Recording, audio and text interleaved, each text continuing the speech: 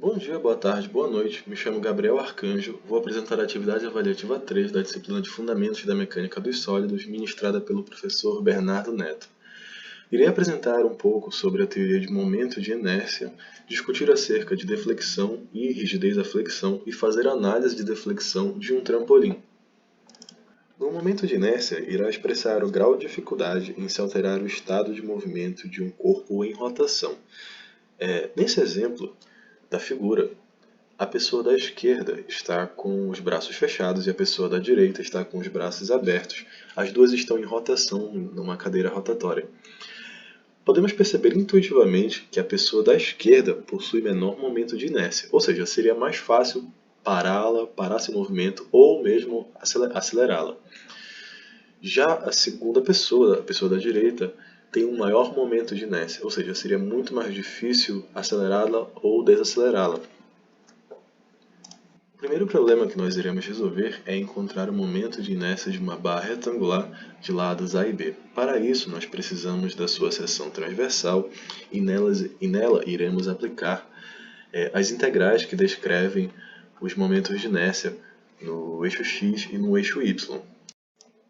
Nós então encontramos o ponto de centro de gravidade da nossa seção transversal e ele reside exatamente no centro do nosso retângulo, onde as diagonais se encontram no ponto B sobre 2 A sobre 2. Dessa forma, nós podemos deslocar o nosso plano de coordenadas cartesianas até o centro de gravidade, para que possamos definir os intervalos de integração. Feito isso, nós definimos também o elemento diferencial de área, que será B vezes o elemento diferencial y. Resolvendo essa integral, nós encontramos a seguinte fórmula para o momento de inércia no eixo y, B, que multiplica A ao cubo dividido por 12. Se aplicarmos o mesmo pensamento para o momento de inércia no eixo y, nós encontramos uma forma análoga também, A, que multiplica B ao cubo dividido por 12. Munidos desse conhecimento, agora podemos analisar a deflexão e a rigidez da flexão. Imaginemos que nós temos um trampolim do exemplo anterior, no caso do vídeo anterior, que está carregado por um peso P em sua extremidade. Bom, o que vai acontecer com esse trampolim? Ele vai sofrer uma deflexão, obviamente, porque ele não é feito de um material absolutamente rígido. Ele sofre uma deflexão e nós medimos essa deflexão com a variável y. E a deflexão y ela vai estar relacionada com dois fatores: o módulo de elasticidade, que é dado por cada material, e o momento de inércia, que é dado pela estrutura, que nós acabamos de aprender. E para esse problema, nós teremos também as condições de contorno y0, ou seja, a nossa deflexão no ponto zero vai ser zero, e a nossa derivada da deflexão, que seria o ângulo dessa deflexão no ponto zero, também será zero. O problema que nós encontramos agora é fazer uma análise de deflexão de um trampolim.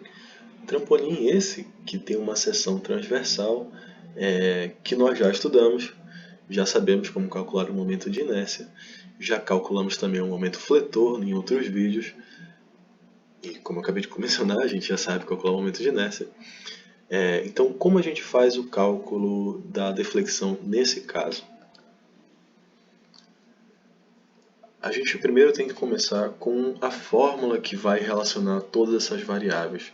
Então, o nosso módulo de elasticidade multiplicado pelo momento de inércia no eixo y, multiplicado pela segunda derivada de y, vai ser igual ao nosso momento fletor.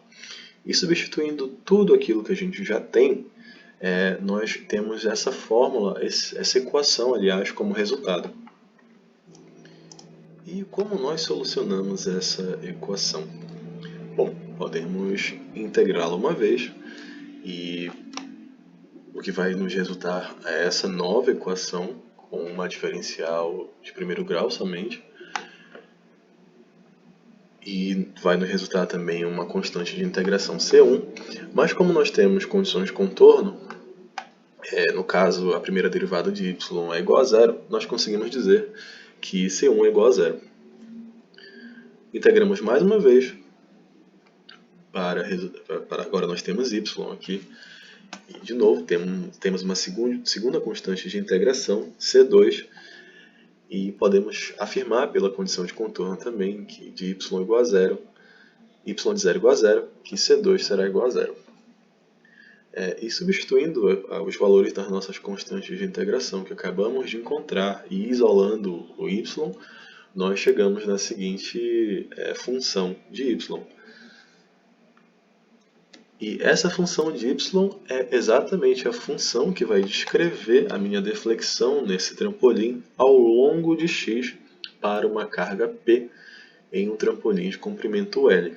Não é muito interessante isso? Agora a gente consegue projetar um trampolim para ter uma deflexão máxima. Isso de acordo com o nosso módulo de elasticidade.